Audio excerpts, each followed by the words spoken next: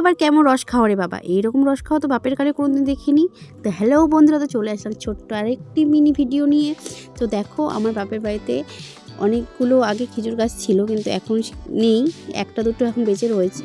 সেই গাছে রস লাগানো হচ্ছে। ঠান্ডার সময় এই রস খাওয়ার মজাটা একদমই আলাদা। কিন্তু কি বলো তো, আমি খুব একটা পছন্দ করি না কাঁচা রস খেতে, কিন্তু আমার ঠাম্মা যখন সেই রসই জাল দিয়ে গুড় করে পিঠে বানাতো, রসের পিঠে, রসের পায়েস, এত সুস্বাদু হতো খেতে, কি বলবো। সেই কথা এখনও মনে পড়ে, ঠাম্মার হাতে সেই পিঠের কথা। খুব মিস করি ঠাম্মাকে আর ঠাম্মার হাতে সেই পিঠেকে। তো এবার বাড়ি গেছিলাম, বাড়ি গিয়ে দেখছি রস লাগাতে চলে এসেছে এই কাকুটা। তো দেখো, রস লাগাচ্ছে। সেই রস আমার সকালবেলা একটুখানি অল্প পরিমাণে খেয়েছিলাম। তো আগে কী হতো বলো তো, বাড়িতে রস দিয়ে যেত, এত ভার ভর্তি করে রস দিয়ে যেত, কিন্তু সেই রস আমরা খেতাম না। কিন্তু কী করতাম বলো তো, ছোটোবেলায় গাছের গোড়ায় যেতাম, গাছের গোড়ায় গিয়ে হা করে থাকতাম, ওপর থেকে টপ টপ করে মুখে রস পড়তো। উফ, কী আনন্দ আর কী মজা না লাগতো খেতে।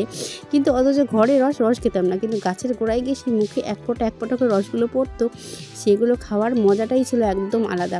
সবাই মিলে বেশ মজা করতাম, আনন্দ করতাম। খেজুর গাছের তলায় যখন খেজুর হতো, খেজুর কুড়াতাম। দেখো, সেই ছোটোবেলার স্মৃতি মনে পড়ে গেছে, তাই জন্য চেষ্টা করলাম যে যেন পড়ে, কিন্তু না, দেখি লাগা রয়েছে, আরও সে রস আর পড়বে না, সে আর খাওয়াও হবে না।